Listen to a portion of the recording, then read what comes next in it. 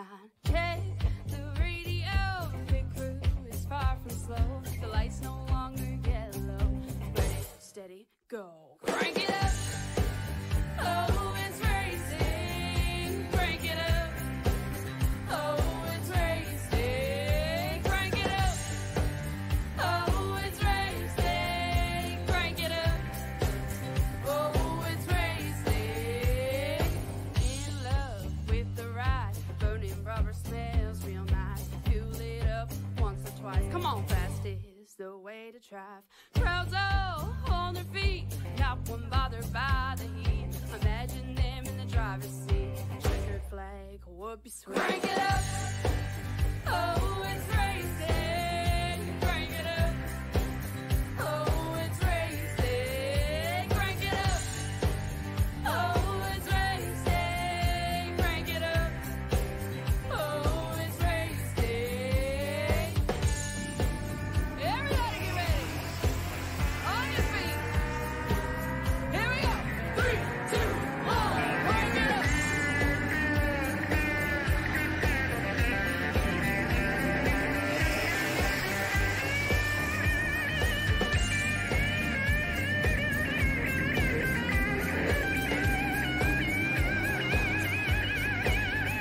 Crank it up. Oh, it's racing. Crank it up. Oh, it's racing. Crank it up. Oh, it's racing. Crank it up. Oh, it's racing. Crank it up.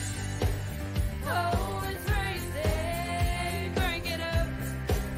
Oh, it's racing. Crank it up. Oh, it's racing. Crank it up. Oh, it's racing. Crank it up.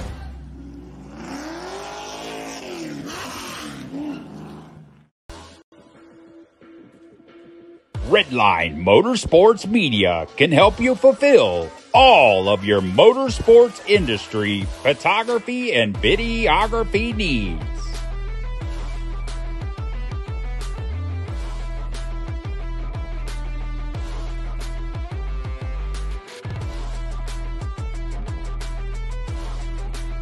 Contact Redline Motorsports Media, where everything we do is driven by you. When you need the best designs in your fleet of vehicles, there's only one brand name that many trust in. One that makes every car pop out from the rest of the field, and that is Lightning Wrapz. Be sure to check us out on Facebook at Lightning Wrapz to get yourself a vehicle unlike the rest. Lightning Wrapz, the most affordable designs made at your leisure.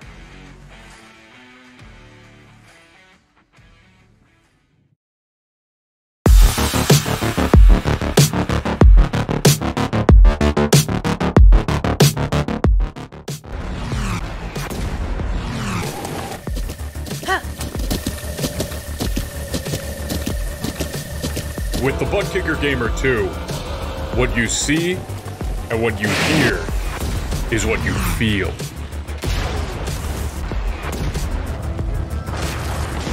ButtKicker, the future is feeling.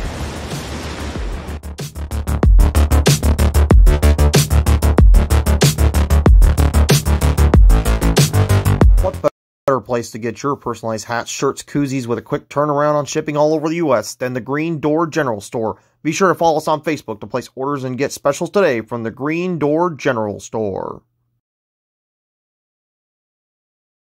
Looking for a new PC or an upgrade to your current one? Look no further than Ford Entertainment Group, your home for the best quality and value in new, pre-built, and custom PCs at the lowest price guaranteed. We have affordable PC solutions for any budget, with custom builds starting at $595. Even the pros turn to Ford Entertainment Group to get them up and running. With valued customers from all over the world, it's easy to see why Ford Entertainment Group is the most trusted brand in custom PCs. I wanted to save my awesome subscribers the most money when they started their sim racing journey. Well, I started trying to look for the best deals. And I'm so proud that Jeffrey and I have partnered up so I can spread the good news about where to get the lowest price on a high quality computer.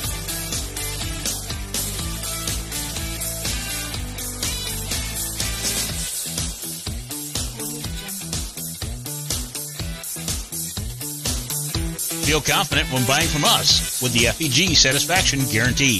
Get yourself on track today by visiting us online at FEGPC.net. We are the place where the toughest drivers will come to race from far and wide. But just who are we?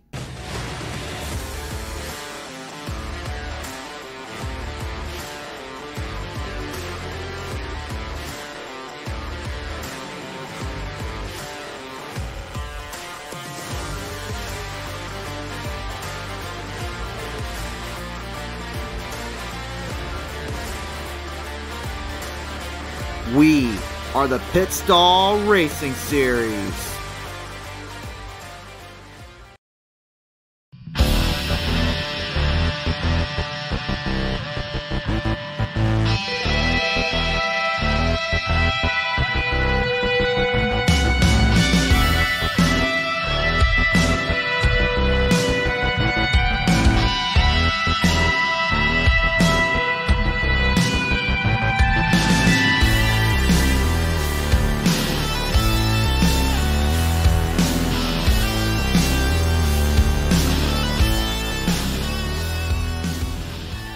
Safe to say patience levels are going to be tested here today. Ladies and gentlemen, we welcome you live here on Pizza Racing TV to Martinsville Speedway, the paperclip here, as we are now set for 17 of the toughest of Battle Metal Racing League Truck Series to go at it one-on-one in what I'm going to best describe as an all-out fight for supremacy. Hi everyone, I am the Crusader Christian, trying to join you guys here today here with the Red Line Motorsports Media 110 here in Martinsville Speedway, presented in part by our friends at the ButtKicker Company at the Pit Stall Racing Series, Red Line Motorsports Media, the Green Door General Store, Ford Entertainment Group, CustomPC.com, Gainz Fitness Incorporated, Lightning Wrapz, and of course Shriver Twisted Creations. A big thank you to all of them, and of course Michael Bollinger for tuning on in with us here. Michael, paperclip and truck series going at it. I don't think we could have asked for anything a little crazier than this. I just hope it doesn't turn into another one of those demolition derbies from past Martinsville races I've seen, and personally that I've been involved in a truck series I'm in. It was, let's just say, it was a demolition derby all night. We all got like maybe 5 to 10 laps, maybe even 2 laps under green before we had a wreck. So it's going to be interesting. And with that, starting on the front row and on the pole, the 95 of Robert Warrens, followed by the number 8 of Jeff Racky. Row 2 is the 21 of Robert Kahn on the outside, and the 90 it is Dennis Warrens. Row number 3 will be the 46 of Dalton McKinney and the 84 of Matthew Hofford. Row number 4 is Wally Babb, the 99 the outside, and the 5 the throttle, Chantel Bottle. Row number 5 will be the number 10 of Jason Henry and the 76 of Mike Rideout. Row 6 is the 98 of Sean Long, the outside, and the number 20 it is the old oak, Jeff Oakes. Row number 7 will be the 00 Chris Litchfield and the number 11 of Bobby Anderson. Row 8 is Corey Stahl in the 66, with the outside the 54, Jason Cracky. And rounding out your field, in row number 9 will be the 51 of Jeffrey Vickery. Drivers now set to go here, one pace lap around, the fans on their feet just getting kind of squared up here as you see 16 drivers going at it, ready here to show it on the show. Little track prep prop here presented by Pit Stall Racing Series. Paperclip, half mile in length, small, one lane track. You can get 2 lanes to work, but just good luck trying to get that outside line to work some cases when your tires are burnt up. Watch for the drivers early on to try to maneuver to that bottom lane, and some may be tearing up more tires than they really expect. Is one of the rules, right? No pulling a Chastain in 3 and 4 or around this entire track, because that will be, what, point docks, penalty? What would that be? No hail melons, or pretty much at this point you might as well just get kicked from the server. And with the lights off on the pace car, they finish their pace lap. Pace car pulls down pit lane. Robert Warrens will lead them to the green as we are underway in the Red Line Motorsports Media 110 at Martinsville.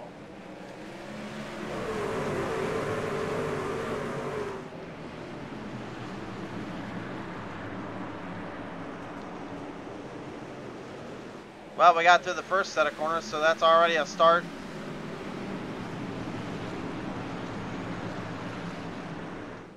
And we got through 1 lap clean. Just gets waiting for that one moment where some driver gets a little impatient or wants to try to make a move down there and try to make a run for it. And again, it's so hard and so easy to get a little bit out of shape, just like that there in the 98. Sean Long gets a little bit loose. Coming in, and that's where I was a little bit worried about too. You know, the way I've always liked to run Martinsville is I like to treat it like a super speedway. Patience is key.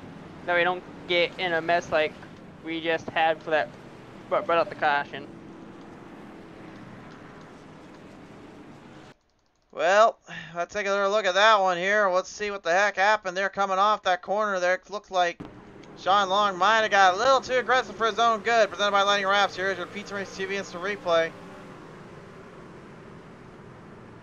Yeah, Sean Long just drove it way too hard in the corner there off of turn number 3 and ended up taking a little bit of a pile driver to those drivers up ahead.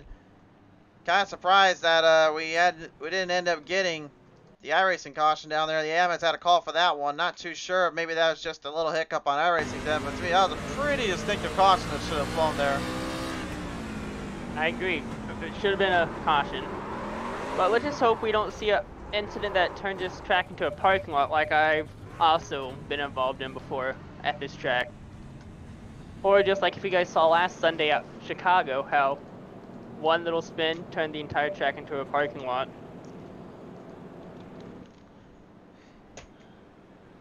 Well, when you got tight corners, you got tight ends, tight areas to work around, it's extremely tricky just to kind of get into some of those areas in the proper working condition. And at the same time, then you got very little room to work with too. So it all really hinders on just whether or not you can actually handle these corners and handle these kind of drives here, especially considering how tough it can be out here. How tough it can be, patience. As we're only a few laps in, we already had the first caution.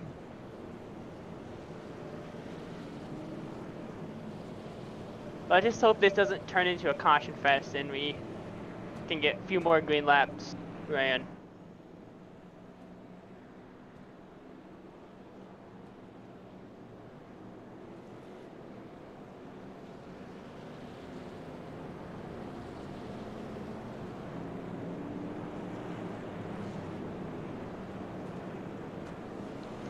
Field right now, going to look to get double filed up here, close enough back into the distance here. Sean Long again with the problems he sustained there, going to end up throwing him into the back of the pack. Field looking to get squared back up here into the surface. And lights off on the pace car, it's going to be Warnes, Racky, McKinney, Racky, and Babb, your top 5. And on this restart, Robert Warnes is gonna be your control truck. So once they hit the restart zone, it'll be on him when to go. Inside the zone. As the pace car pulls down pit lane, we're back underway.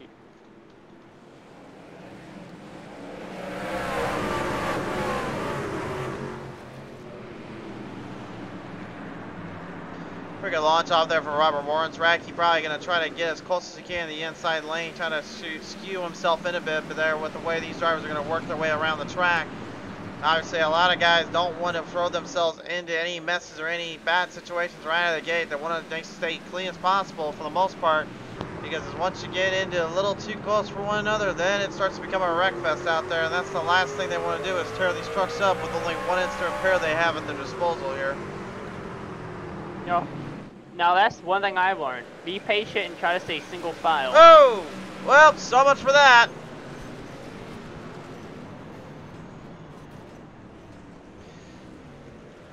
So much for that, unfortunately. I saw Jeff Oakes down there get into a little bit of a scuffle, and then some situation happened up, unfortunately. Yet again, another caution to fly out. Not totally sure, though, why the heck iRacing is not calling these cautions. They are set up here, so. But nevertheless, take a look at the replay again, and, well, from my point of view, it looked like the 66 clipped to the 10, and then the 10 got kind of trapped in there, then everyone else kind of went for a bit of a ride down there, so that one may be a little bit tricky to kind of spot down there. I'm not totally sure where exactly that one is going to fall under. We'll have to take a closer look, unfortunately, on this one. From what I saw, it kind of looked like the 10 got a little loose and overcorrected it, and as a result, we had to have the 20 of Oaks do a little bit of maneuvering to avoid it. Then he just ended up getting loose, and it sent him in the wall. Kind of thinking the same thing, actually. That's a pretty good little eye there, I'll give you that. You got a little too tight, went up into the 66, and then all of a sudden kind of thrown everything else into the wire there. So, yeah, credit where credit's due. I'll give you good eyes on that one, Michael. Well, thank you. Good thing it was 2 of us instead of 1. Yeah, the thing is though, like looking at it, yeah, Jason Henry, when he did get tight there, he rolled up into the 66, stalled backed out. Then it was the 10 that kind of flung right back in there and got into him, unfortunately, and that's what caused the chain reaction. So that's the reason for their EOL there.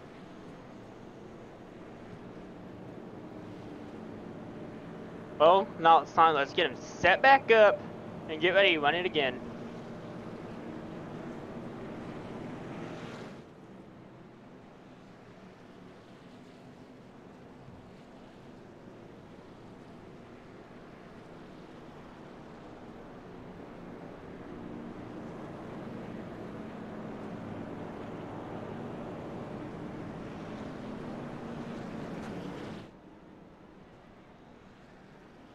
And just as I said it, as I said it earlier. I think I just gave it the broadcaster's curse this race too, I think. Well, the good news is there's only 110 laps you got to worry about, so plus the stage sets the caution there, that will help kind of deteriorate a little bit here, but I think that's really going to make these drivers look a little bit more carefully in depth where they're going to try to find their line at. It's probably going to be throwing off a lot of people's pitch strategies too, as it's not going to be, as it's only been like so far, what, the longest run, 2 laps, lap and a half before we went to the first kilo. Yeah, about 2 laps and about 3.5 there. So we'll run them back down the green off turn number 4, back to the red line Motorsports Media restart zone, back underway in the RLMM zone 10.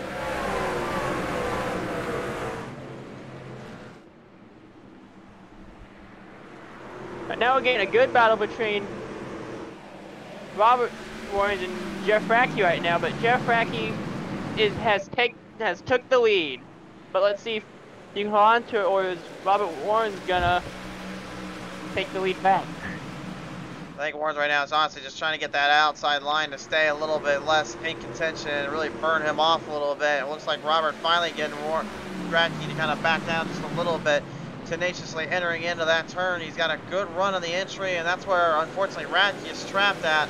And the pass has been made again. Robert Warrens regaining the lead as Dalton McKinney kind of falls back in with him. Every driver right now probably at this point just trying to see where they can kind of hit their line, cone the craft off, and then kind of push it from there. Well, I think once these tires start getting warm, we'll probably start seeing less cautions. But it's going to be hard to get these tires warm if we keep going into caution like this. Well, I think that's where at this point you really just got to start as a driver, start putting 2 and 2 together. Do you try to run hard like that right out of the gate, or do you actually try to like lay off for a little bit, save your tires, and just keep your trip and safe and sound? I'd say maybe save my tires, as it looks like we have had a little bit of issue on 3 and 4, but we stay green. Stay green for now anyway. We'll see what happened to Vicker real quick. The Pizza Race TV instant replay. Yeah, this time that was the 66 that clobbered them, and then everything else just went completely haywire. They got it straightened out, but very surprised that was not a caution, honestly, either from iRacing. But there was technically only 1 truck really spun. The others were just kind of in their way, so if they got it squared up, they'll keep it going and keep it green. Then we have Jason Cracky running 15th with a little bit of front end damage right now. Let's see what he can try to do with his little bit of front end damage he has. It's not much, but it's good enough to bend the hood just a little. Well, if you ask me, I think honestly it's going to turn into a bit of more of a, I don't know how else to put it. It's going to pretty much turn his truck into a bit of a parachute there, and pretty much any power and speed he gets from the straights, he's going to lose it all just by going into the turn. So he's basically going to be fighting the truck a lot more often than not. And for guys like Jeff Oakes right now, destroying that right front means that now he has actually caused even more air to kind of decrease into the travel. So the truck actually has to have less travel to work with. And that's what you do not want in these kind of moments here, in these kind of races. And it does look like everyone now is trying to get settled down and start just running single file now, and with gaps between, few second gaps between each and every go right now.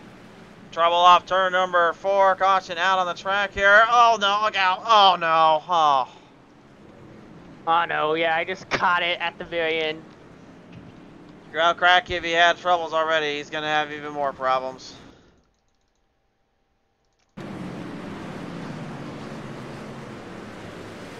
This is why they call this the paperclip in the shortest track in NASCAR. Bottle just caught the apron off of turn number 4 there, unfortunately, and just kind of a bad little spot there. Nothing she can do about that, unfortunately, there.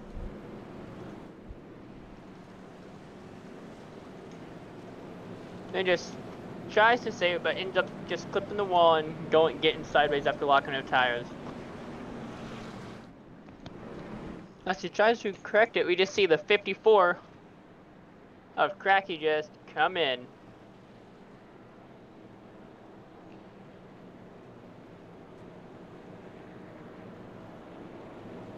Whew, this is getting interesting. We just had the longest run too, the green flag. Yeah, I think one thing these drivers are going to be really kind of figuring out too is, again, this is a short track, so if you lose that lap, it's going to be really hard to get it back. And then even worse, you're having to fight the truck and you're having to fight the corners off and fight everybody else around there. That in itself becomes a very big issue and becomes a very big problem out there. It's got a very big issue, very big problem, with this being one of the hardest tracks to pass at in NASCAR. I wouldn't call it the hardest place. I'd say probably if I had to put a number on any track that's the worst to try and pass at, I think I'd probably put Texas Speedway above this one, if you know what I mean.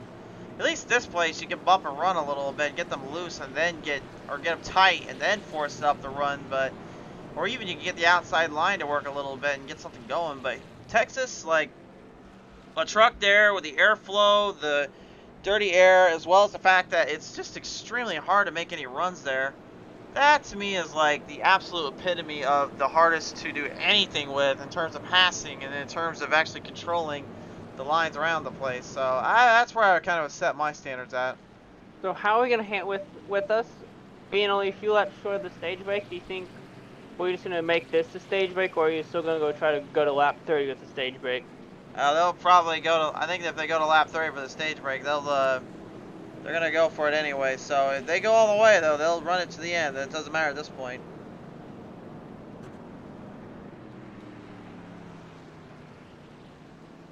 Because it looks like we might be going green right at lap 30. What would you say? Maybe one lap, then go back to stage break, or no? They'll go green from here if they're going to do it that way. So this is the stage break. Yeah, pretty much stage break's already done over with at this point. That's what they were doing. Yeah, they just they just extended the caution by one lap. To help get the rest of the field reset. They knew when going into this one, this was going to be a very tough track. They knew going into this race, there was not a lot of areas you're going to pass. There was not a lot of areas you could work around. You were going to be pretty much put right behind the 8 ball, and you're going to have all the work cut out for you. Stahl, Cracky, and Pottle right now currently trying to fight that out. Pottle right now going to get her lap back here. Stahl and Cracky, I believe, whatever happens to them, they're going to really need to start figuring it out, because that damage they suffered there is really going to cost them. Cost them indeed. As we have the 1 to go signal. Lights off on the pace car. And we just got the lights turned back on, which means we're delayed yet again. I think we're trying to let Jason Cracky catch back up here so they can at least let him run from here. Nia Johnson says, hello, nephew. And Kenneth Crawford says, number 21 with a little Devil horns up, a little rock and rolling out there for the Rattlesnake. Con again this season having to start every race from the back of the pack there. Got himself in a little bit of trouble, and he now has to pay the consequences. Believe me, I've been there, done that before. I've had negative 10 points taken away from me just because of one race I did. So, wasn't from Martinsville though, in NASCAR heat, but it was from Atlanta, which is ironically where they're racing at right now. Ironically. So, how are the point standings looking as this is as we have 2 more races after this race till we end the season? I'll tell you about that in just a minute because we're about to roll them back to the green. Indeed, indeed. As pace car pulls down pit lane, we have the fans back on their feet. It looks like sounds like we might be delayed again. We'll find out in just a moment. No, we are delayed. Yeah, we're delayed. We got delayed yet again. Yeah, I gotta believe these drivers are getting pretty antsy out there now. Okay, so points-wise right now, Robert Warren's currently 5 points ahead of Jeffrey Oaks, 178 to 173. Dalton McKinney on 164. Sean J. Long currently 158. Jeffrey Rackey 157. We're tied with Corey Stahl 157. Robert Kahn 153. Tied with Matthew Harper 153. Jason Henry at 151. And Wally Babb at 146. So really, as like many seasons, it boils down to 2 drivers going at it for a championship.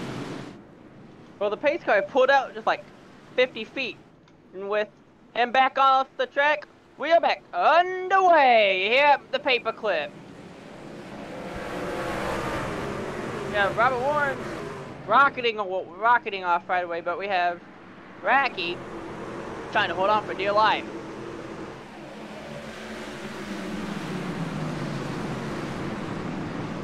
I just hope now this doesn't turn into a kamikaze mission, knowing they don't have a stage break to worry about. Let's hope from here we don't see any more cautions. Oh no! Spoke a little too soon.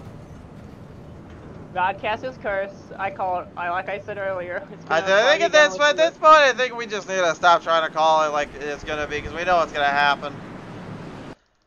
Oh boy. All right. Well, I think we're just gonna call this one as I see it. I swear on my little eye that I saw that rattlesnake clip up the 99 down there.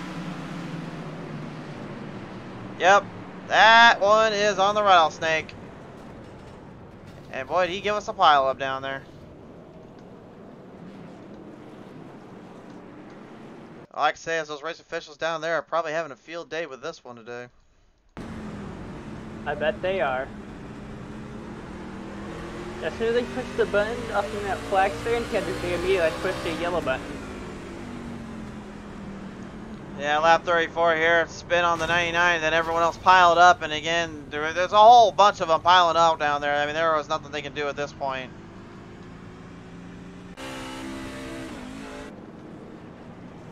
Con did tell me earlier too, he said, man, I don't know what the heck I gotta do with my seasons, but nothing's gone right and nothing continues to go right. Well, this will certainly not help your cause any there, I will admit that up front.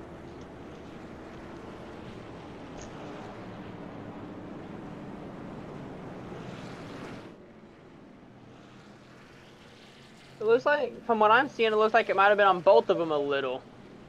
99 just overcorrecting it, trying to get low, and Con was right there. But whatever the race officials say goes. No, if you look, honestly, if you look the way they were going to the apron, Con was right down on the low line, and it kind of came right at the 99. And once you clip that rear end, that's pretty much all it does and works around, then causes the huge wreck there. So even for Bab's case, he was pretty low, but again, he was pretty much in a good position where Con could have backed out, not try to force the ordeal. But once you got that right front to lift up just a little bit, that's all it takes to knock somebody out of there.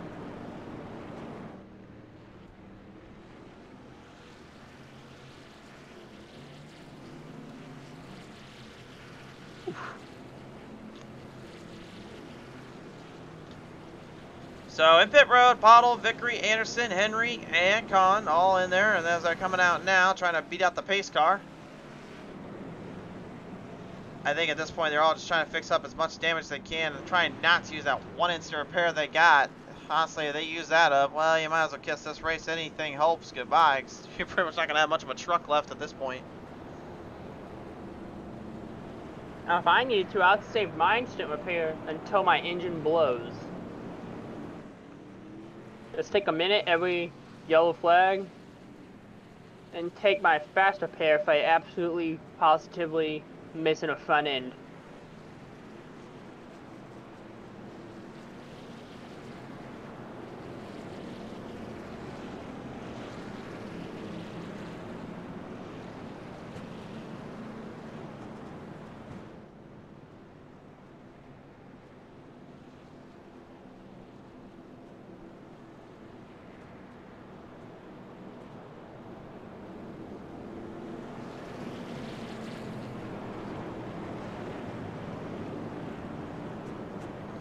Well, pretty much stay commercial free for the majority of this one today, guys. We're just going to kind of let these drivers roll it out, kind of set it from there. So, still plenty of time and still plenty of action to see and what can go down, but that is kind of how this will race us out today.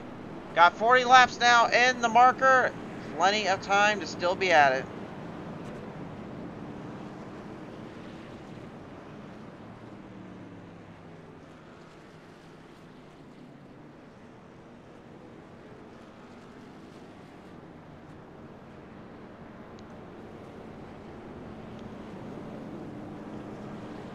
Well, as we do get them ready to get back going again, it's gonna be delay caution. Warren. It's gonna be Warren's, Ratke, Robert Warren's, Ratke, McKinney, Long, and Littrell. All ready to go back to the green.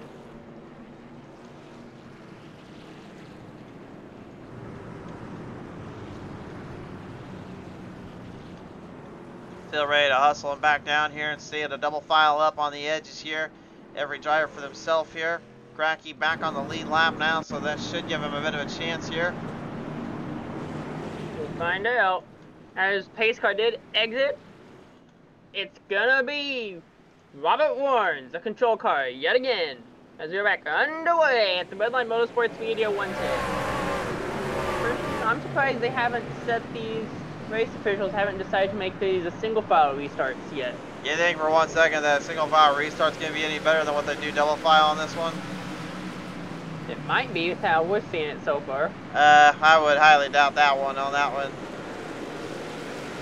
Even then, technically there is no rule stating that there are single file restarts after so much and the issues are nonsense. They have to stand by the rules. Rules are rules. You can't change the rules on a dime, and that's something maybe other leagues should think about trying. Caution out again. 21 of Khan and the 5 of Pottle.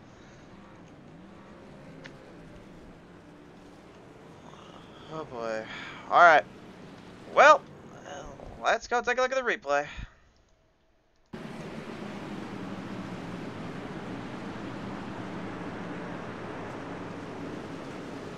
Yeah, looks like Pottle self-spun that one around on her end there. Looks like she caught the apron yet again, and man, she's just not having a good race out there today.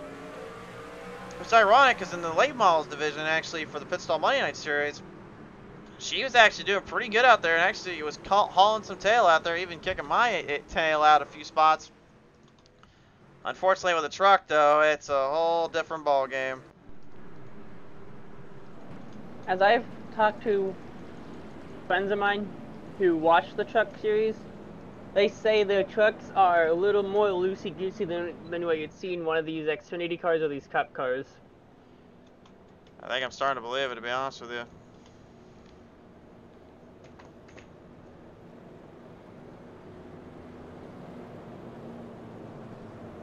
This race might become dark before it's over.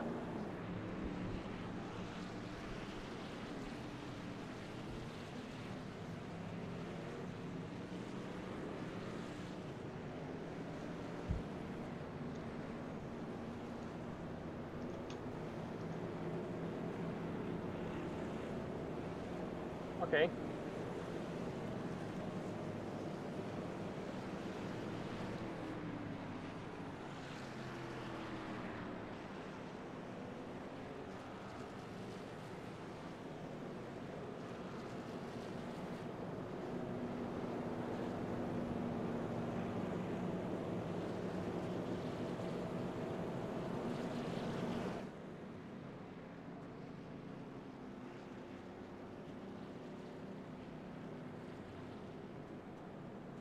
Now the lights go off on the pace car. It's going to be Robert Warrens, Dalton McKinney, Dennis Warrens, Matthew Hoffert, and the old Oak from Jeffrey Oaks in the top 5 as you get ready to send them back to the green. Fans getting back on their feet. These fans have been up and down all night long. They basically haven't had the chance to sit down after the first initial restart. As pace car pulls down pit lane, as these drivers exit 3 and 4, we will be racing.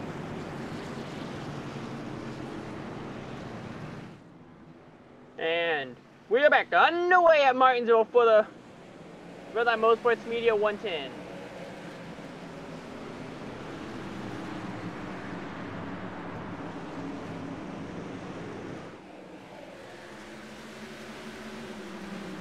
Now we're getting a battle between the 46 of Dalton McKinney and 95 of Robert Warrens right now for the lead.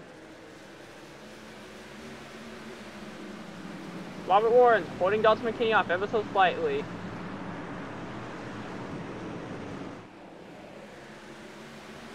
Oh, that's trouble. We just had one car. We just had one truck in the wall.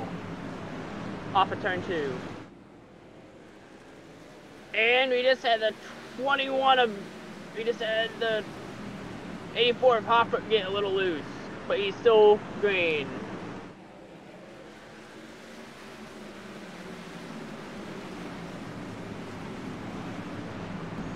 Making his way back to run around the off turns here. We're about halfway done. McKinney now shooting its way in. Looks like Racky is deciding to try to play some strategy out a little bit, and then finds himself in a bit of a troublesome spot. Hoffert going head to head here with the guy that won in the late model division here, Dennis Warrens. And he knows a thing or two about breaking it down here a little bit at Martinsville. And he's going to have a little bit more company down there. Trouble off the corner yet again. And from what I saw, it looked like he got a little loose and collided with the old Oak, Jeffrey Oaks.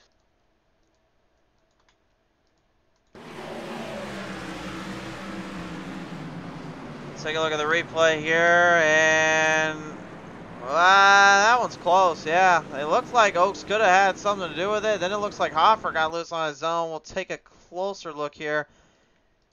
There is a rule, though, that if it looks like it was both drivers involved or couldn't figure out who was one over the other party, both drivers receive it. See, I'd say that one's on the Oaks. Yeah, the old Oak definitely got that nose in there a little bit. That is going to fall on him, I think. Take one more look at it here.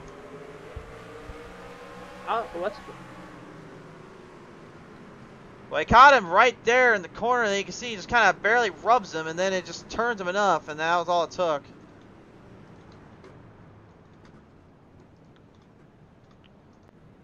So, lap number 51 there for the old Oak. He'll suffer the EOL fate.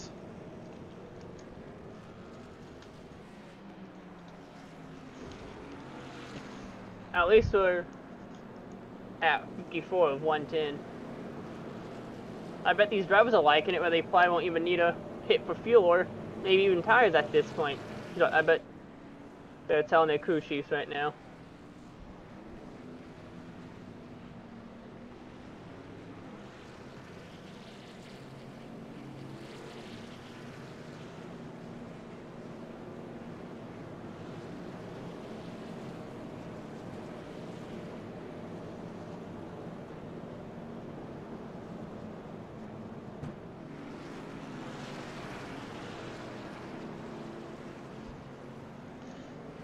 I mean, at this point, I don't even think if it's going to be, could they keep it clean or could they keep it out of trouble? I think it's more or less, can they just find a way to not run at such a bad spot, such a bad angle, and they get themselves into more trouble than it's worth. They're finding themselves in every little angle they can think of and every little spot they can even imagine just by simply driving in a certain angle, certain area and certain spots just way too hard, or even just can't get themselves out of their mind a little bit. I know obviously we're drivers and we're very selfish, but I still think there's a fine line between just driving it right and then just driving like you absolutely just have nothing to lose.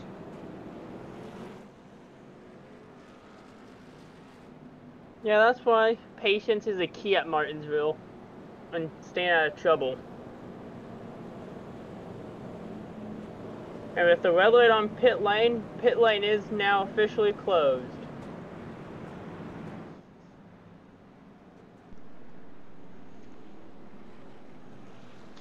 As the lights do go off on the pace car, it's going to be McKinney, Dennis Warren, the Rattlesnake, Khan, Jeff Racky, and Corey Stahl for your top 5. Take the restart on lap 57. I don't even know what the record here at Martinsville was for caution laps, but I think we may be patrolling 10. I think we'll probably end up with 10 cautions before this one's over with.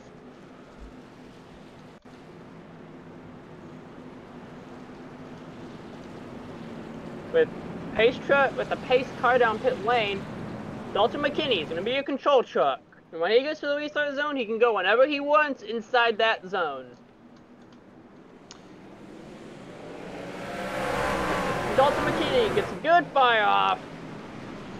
Clean through 1 and 2. Actually, for clarification there, Michael, it's once that green flag drops, then they can go. So the restart zone was not in effect here then?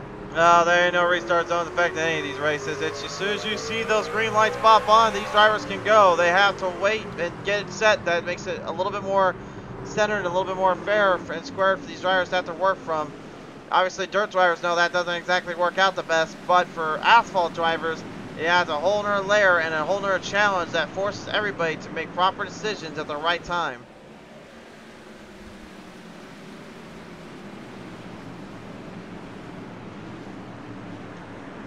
Now I know, thanks for catching me on that. Looks like the Rattlesnake has made it to second place after doing some issues already. Today we have Khan running down McKinney for the lead. Well, there's one thing that Khan right now has got a bit of an advantage on. It's the pit stack that you went into pit road on lap 38 versus the fact that McKinney hasn't been in a pit road yet, so he's got a fresher set of tires and got a lot less wear and tear to deal with.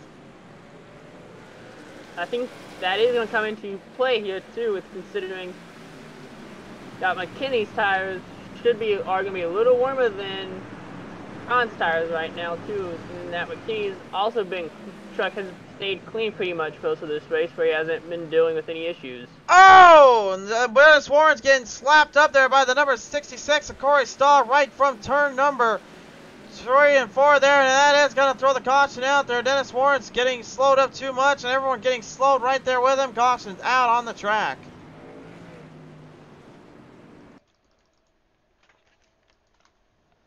Take a look at the replay here and see if we can get a good glimpse. I know Stahl was the one that got him.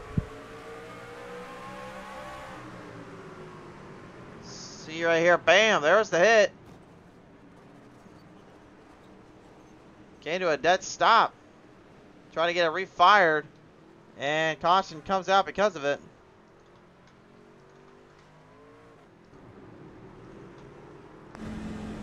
Take a look at it from the old replay here. This is usually what you would consider a bump and run, but this isn't quite a bump and run. This is more of a kind of little too hard in the corner and kind of narrow it and nailing him. But you can actually see Stahl was loose coming into that turn, so he didn't have much braking point there, and unfortunately it bit him there. Yeah, I was looking at one of our multiple cameras on the left front suspension that we have access to, and you can tell by the way he has to move his wheel how he was getting a little loose.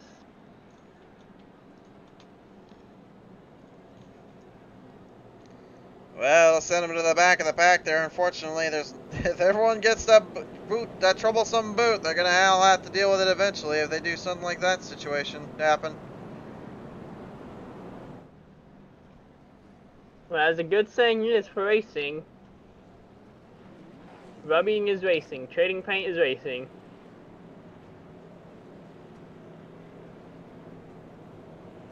But in a situation like this, rules are rules.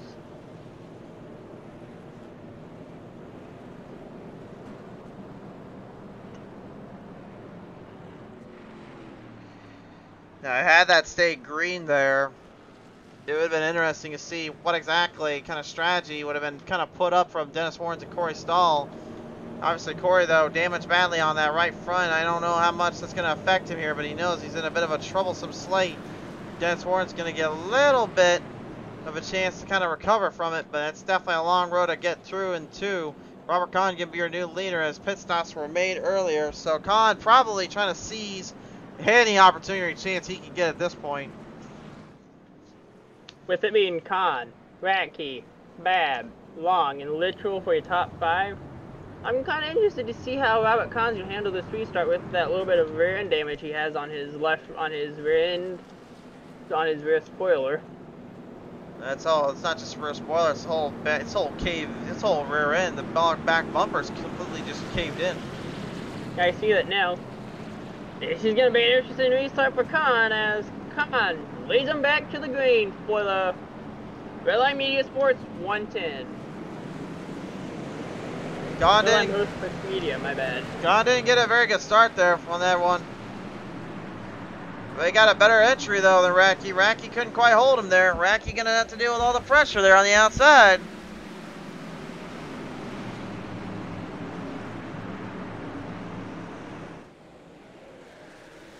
Right now, Kahn and Ratke are battling for the lead right now.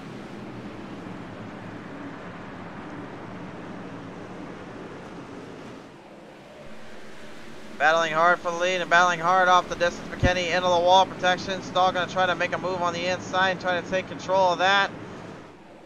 Littrell, Robert Warrens, as well as Bobby Anderson in a deep dive. Trying to hang in there. I wonder how many of these drivers probably got a few swear words being used up on this one right now. That swear jar might be full at this point the way we're looking. Well, he's going to time tell, and it looks like Robert Kahn got a little loose off turn 4 exit, but he was able to keep it under control, keep himself from spinning. With Ratke behind him there, I believe Ratke at this point probably just trying to get as much points as he possibly can to stay ahead of that 20 of Jeff Oaks. The old Oak, once he gets kind of dialed in a little bit more, he'll really start to put this together as the throttle sent out bottle spins it through 3 and 4. Caution out again.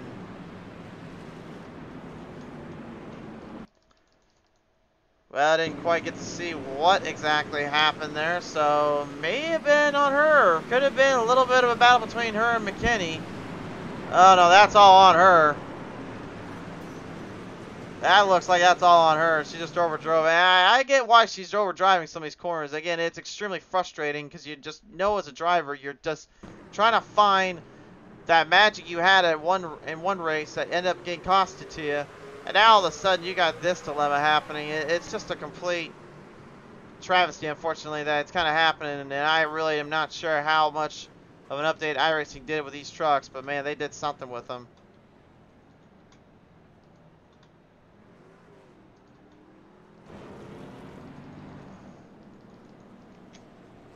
I think if Minesville ever did get a repave, it might make the racing better here, wouldn't you think? Nope. The same? It's not a matter of making it better, it's just making sure you have like the actual setup a little bit more towards what it should be in real life. That's the way I'm looking at it right now. Well, if these cup car guys can do it and they run single file, I don't know why we can't see it here. But still fun, but I mean, you're trying to compare a cup car to the truck, so like, I mean, I'm not going to try to be mean or anything, but like, two different cars, two different aspects, two different speeds. Again, these are 550 horsepower package. They're trucks also. They kind of cut through the air a lot better than a cup car does. And honestly, you got to remember too, with those next gens, you try to bump on those things around, they can take some good hits or two before you finally actually get them loose. These things, they're taking like one hit and then they're already loose. Like, I remember the late models and those super lates. You give them one good little nudge, yeah, you can get them loose. You get them loose, but they don't flip on you like these trucks have been. yeah, I've raced an Arca here before, and oh you have to brake heavy in the straights.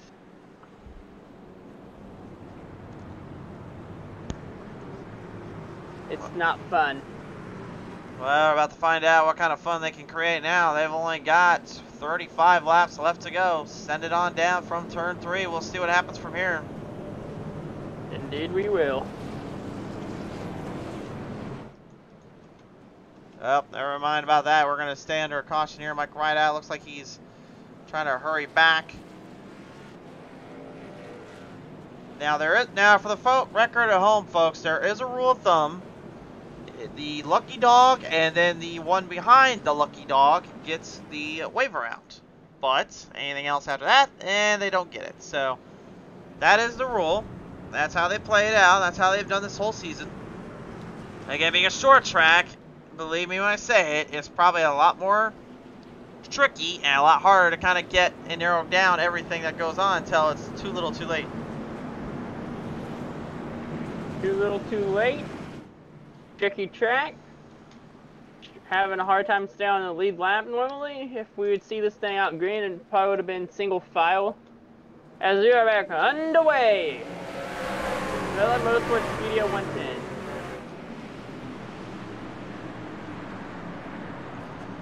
Another good jump from Racky on the start, but that doesn't help him out much when Khan's got the inside line. Now Bab pushing and drafting him, maybe trying to get him a little bit up in the loose ends, trying to fight quick. Khan blocking hard. Racky to the bottom, trying to shoot it. That's 3 wide. That's Bab trying to sell. No!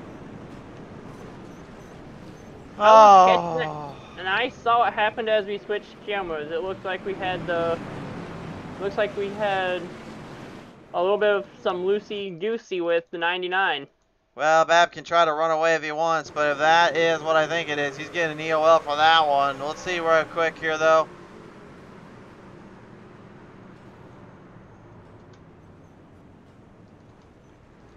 I mean, from my point of view, that one's pretty close, but that looks like he might have drove in a little too hard there on that 8. One more time here, we'll see. It's not a 3 wide, but it was close. Yeah, a little bit harder in there, and that would have considered that a 3 wide, but he's going to get the EOL for that one, so the officials confirming that too on lap 78. That one is on him.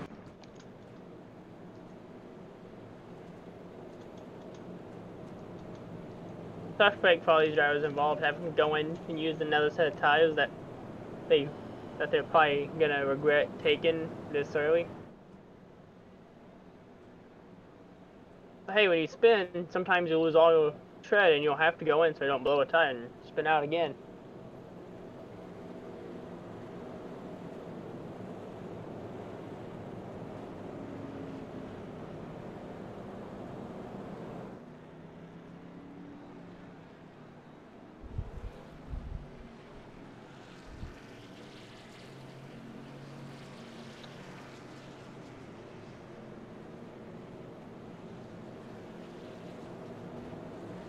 Now, did you get ready to send them back to the green?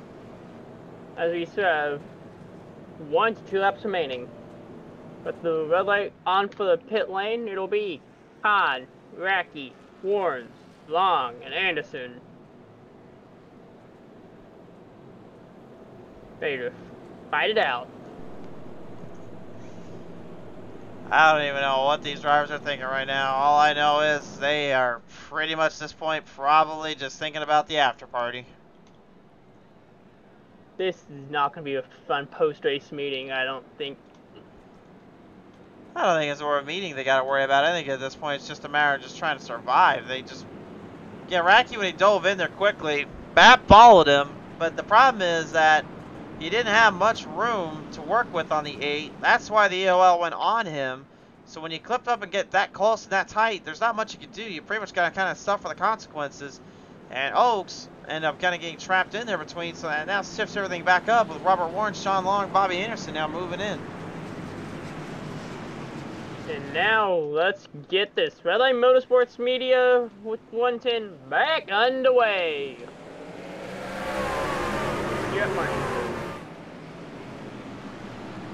Khan gets a good fire off on the restart, but we have, Racky and Khan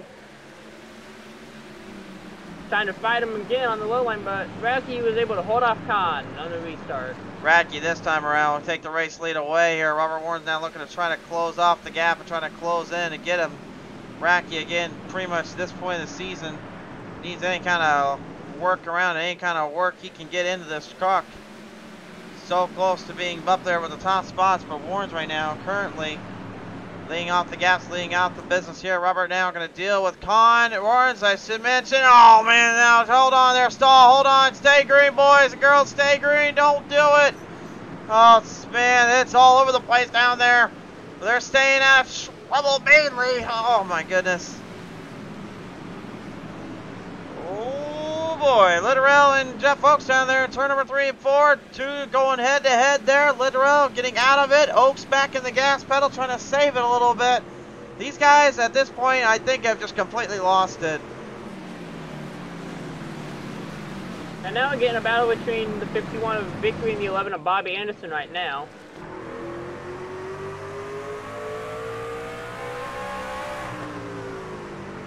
Vickery trying to shoot the outside and bull off that 11 of Anderson. Anderson trying to close it off. Got close there on that corner edge. Dennis Warren's way loose coming off turn number 2.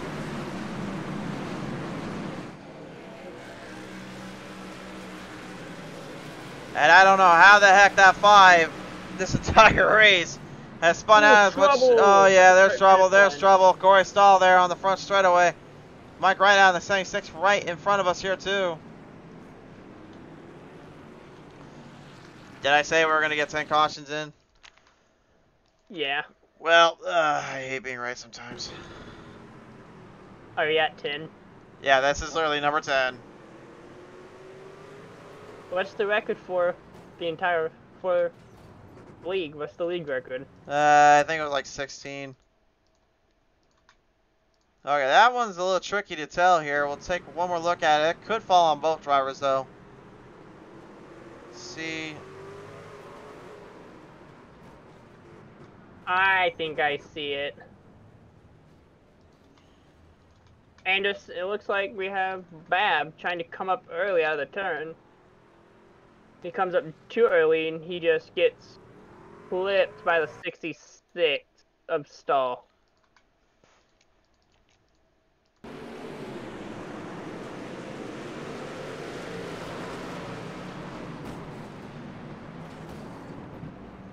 Yeah, I think that's kind of the same case there, unfortunately, in lap 87, so.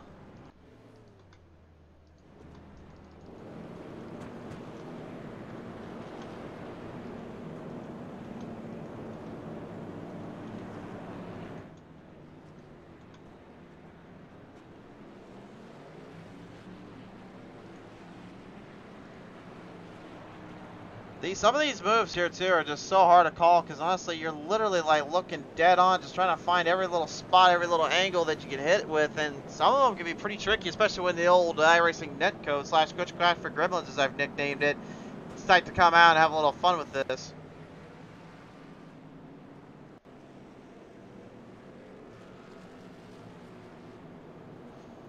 We still have 15 laps to go, don't we? A little over 15 laps to go. Yeah, right around there, yeah. I bet these drivers are going to be happy when they can climb out of their car. We'll just hope we don't see any Chastain and Gregsons. I don't think we're going to get any of that.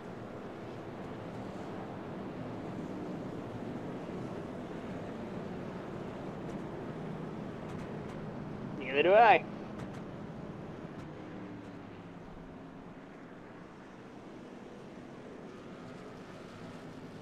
But tempers might be flaring right now, wouldn't you think? After how many cautions you've seen? Well, I mean, at this point,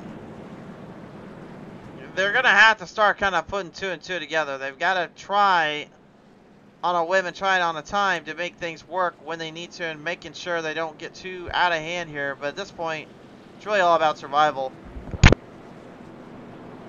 Survival of the fittest. Survival of the fastest truck. It's Cracky, Khan, Warrens, Long, and Vickery ready to go take the green at lap. As we get to lap 94, we will be under the green flag. 17 to go this time by.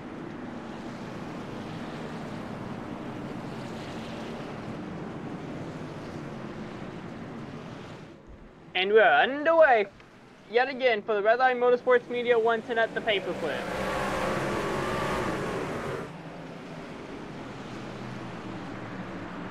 feel like right about now, I think we got Bowman Gray Stadium inside the iRacing booth here, because this is pretty much what it looks like to me at this point. Robert Warren's trying to clip down a little bit and keep Oaks farther behind him in the points lead, but he's going to have to try to deal with Robert Kahn as well behind him, and Jeffrey Rackey right in front there.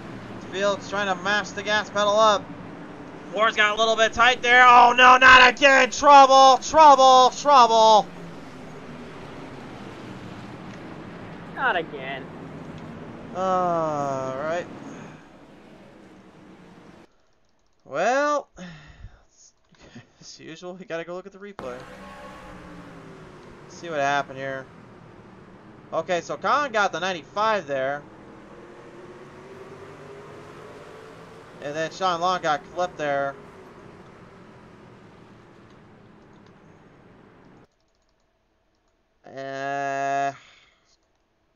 I'm drawing a big blank on this one.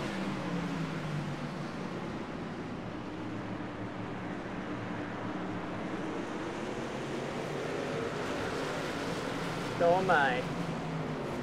Good thing is we got in-car cameras so we can break it down.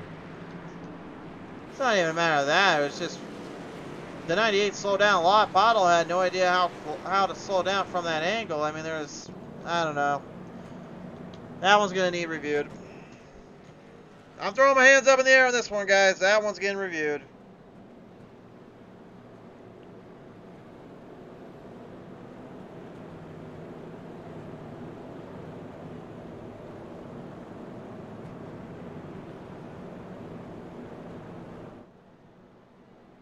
Yeah, I see. 98 got a little loose after getting, looked like he clipped the rear end of Khan. And there he went for the ride. Well, the thing is, it was a chain reaction. Khan catches the 95, then the 95 slows down. Khan has to slow down, then Long has to slow down, and Pottle, really at this point, she was already in the gas pedal coming off, and Long was already slowing down, so I mean, where was she supposed to go? At this point, I was just so confused on where I even go with that one.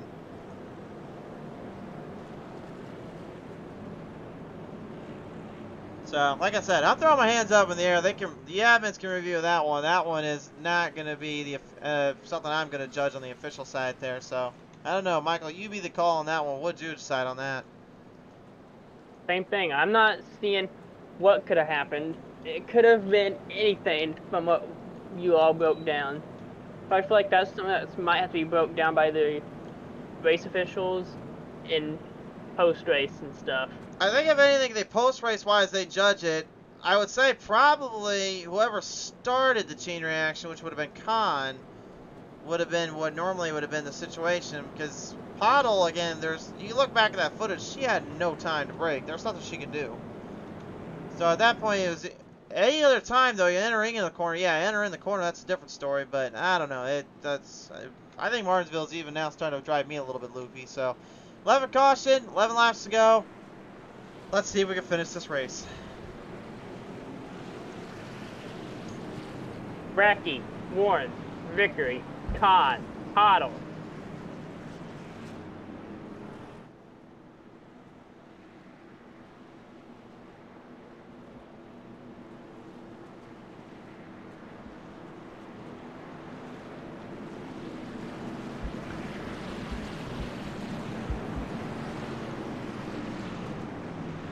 And we are back underway here in Martinsville for the Red Line Media Motorsports 110. 10 laps to go at this point. It's race or bust.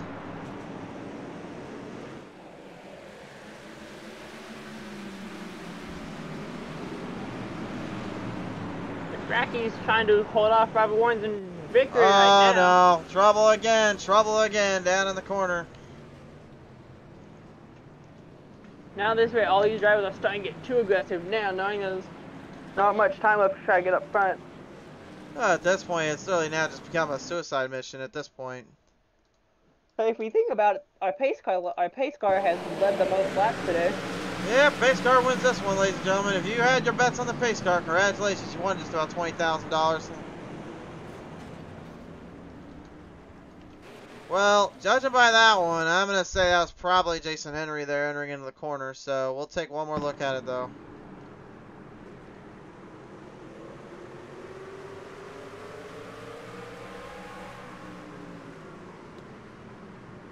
Yep.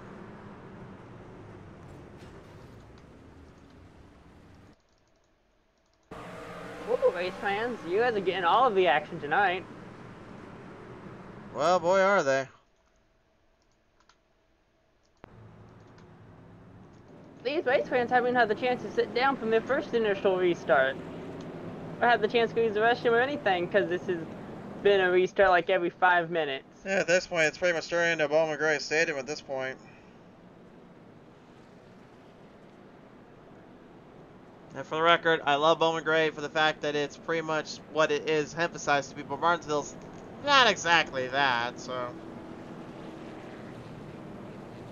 Well, it looks like we are going to single file restarts per race control.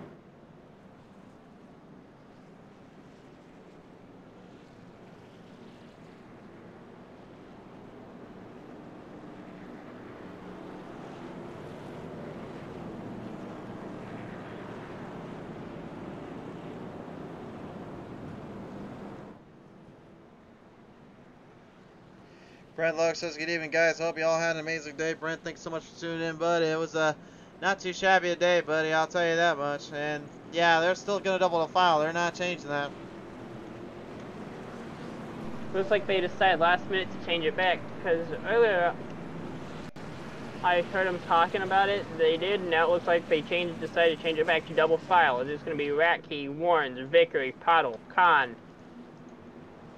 Ready to send them back to the green with, what, 6 laps to go? 5 laps to go on the restart? 5 laps.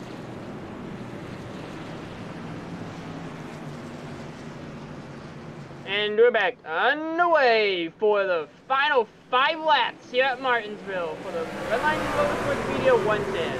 One more caution, and we're going to have green-white checkers written all over this place. If we come down to it, what's the limit on green-white checkers here? 3 green-white checkers, that's all they get. And one more time to go, Ratke in the lead. Ratke leading it, Vickery. Oh no, that's not good. Oh my. Never mind, not one more time to go. I looked for I read the lap counter wrong for some odd reason. Oh boy. Well, let's take a look at that one. From what I saw on the camera as it switched over, it just looked like Vickery overdrove the corner, got loose, and you just saw him slide up. I think you might want to check the camera again there, bud.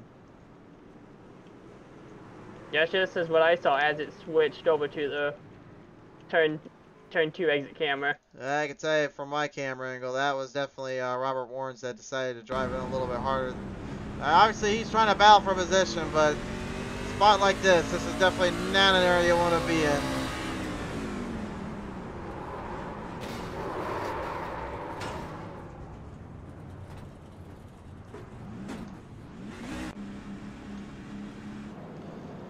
He's already kind of suffering the fate. He's going to go back into pit road and try to get the damage cleaned up, so he's already kind of accepting what was going to happen. So he knew the ELL was coming. I see it now. I see it now. Yep.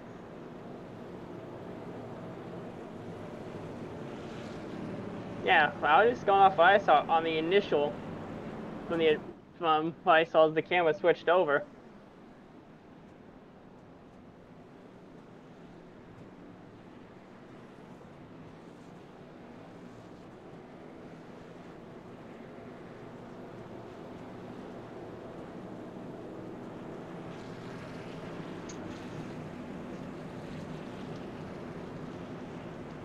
Well, I'm pretty sure we're supposed to have a green-white checkered here. I don't know why this...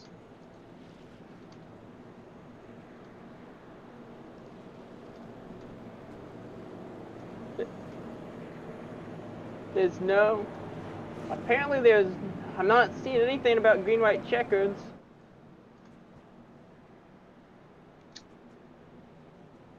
I was pretty sure there was 3 green-white checkers in this one. Yeah. And the checkered flag is waving with Jeff Yep. Racky opener. Well, that's it. It's done. Racky's gonna win this one.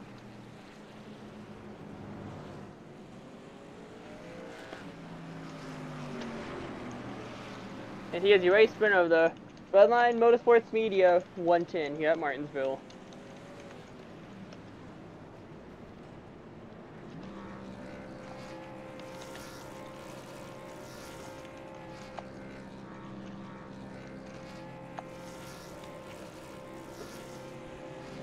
Yeah, it's official. He's got the win. Racky takes home another one, and he gets it on a track I don't even think he was even expecting to get.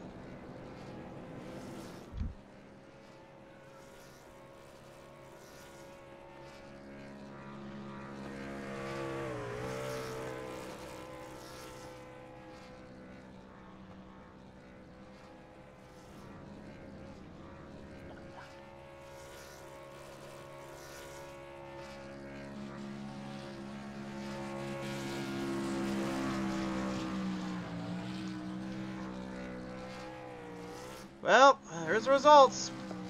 Race results on your screen, presented in part by our friends at Green Door General Store. Racky wins it. Vickery gonna go second. Gone third. Bobby Anderson fourth. Chantal Pottle fifth. Dalton McKinney sixth. Matthew Hubbard seventh. Chris Luttrell eighth. Ninth to Dennis Warren. Sean Long top 10 for him in his day.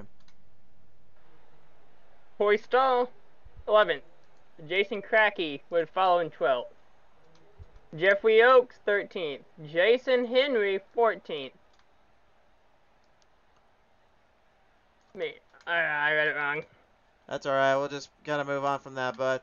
Time to talk to your top 3 drivers now right here. And Robert Kahn going to take it home for third today. Kahn, well, may not have been pretty, but hey, top 3 for you today, buddy. I'll take it, man. That was a race. There's a lot of wrecks in that one, but top 3, I can't complain. My car looked like it belonged in a junkyard, so to get a top 3 was good. That's for sure. Yeah. What were you thinking on when you had the lead on the restarts? You were battling Ratke for the lead on the restarts when you were in the front row with him. Well, he had. I don't think it. I can't even say it was because he had fresher tires. He had like 2 or 3 lap fresher tires. He was just faster than I was. But he. I was just trying to maintain. But he beat me on the outside, which is impressive. That's hard to get on the outside and pass the car here. But he was the fastest car. The guy definitely deserved the win. That's for sure. Anybody want to thank her for this one in his third place today, here, sir? PTM TV. You and Michael do a good job. ButtKicker, General Store. I'm sure I'm forgetting a couple other people, but I appreciate everyone's hard work to put into this league. So. For sure there, Con. Congratulations taking on home for third place today. Hey, thanks, man. Robert Kahn going to take it on home for a third. Second place today going to go to Jeffrey Vickery here in a wild little climax sequence. Vickery, yet again, another podium for you in the team. But, man, I know you definitely were in a little bit of a chaotic situation there. What was going through your mind in that one? Yeah, I thought he might try it, but, I mean, he was fast, so I don't blame him for trying to go for it. Just, my truck was actually junk, so it's kind of a good thing the session had an issue because I was about to pit and I stayed out. The whole right front wasn't turning, so that was just nuts. I tried saving as best I could, but it just clapped up against the wall.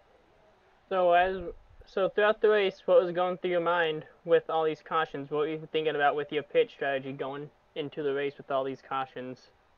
I knew it was going to be a lot of cautions. That's why I didn't qualify. That's why I would start in the back, and then I kept getting hit by everyone and tried jacking on the brakes for some wrecks, and then the truck just sliding into people. And I forget when I pitted. I was just going to ride around the track. I didn't expect to be up here. And after a while, I actually got a good run, and I wasn't feeling right, so I bumped up the front brake bias, and it started going in the corners way better.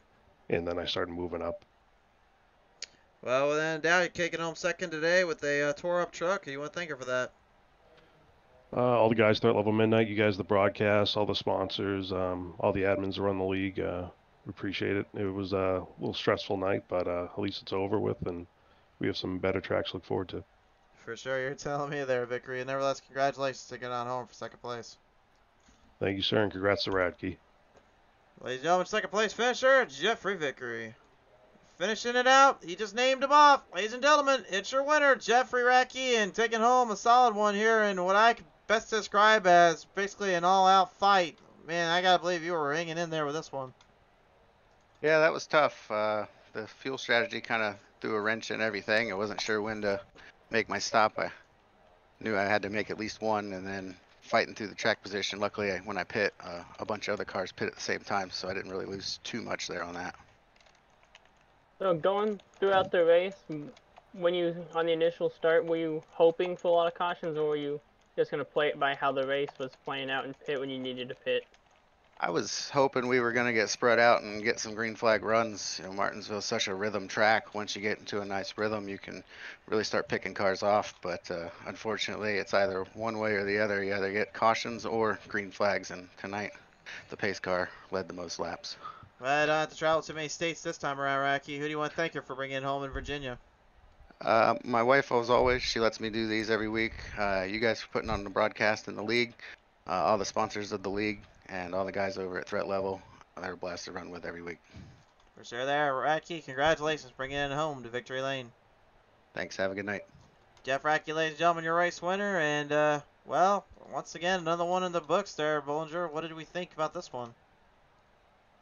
Well, I kind of had my thoughts as I did name as previously. Well, it was still a fun one, and that probably screwed up a lot of the playoff standings with only championship standings with only 2 races left in the season. Yep, championship standings, no playoffs in this fall point of view, but nevertheless, still a long road with only a couple more races left. 4 points separating out Warrens and Oaks. Certainly will be interesting to see where it goes from here, but nevertheless, race fans, we do appreciate you for coming on to the show. Thanks again to our sponsors of the ButtKicker Company, the Pit Stall Racing Series, Redline Motorsports Media, the Green Door General Store, For Entertainment Group CustomBC.com, Gainz Fitness Incorporated, Lightning Wrapz, and of course, Shriver Twisted Creations. Big thank you to all of them and then some for their support. Until next time, guys, have a safe one.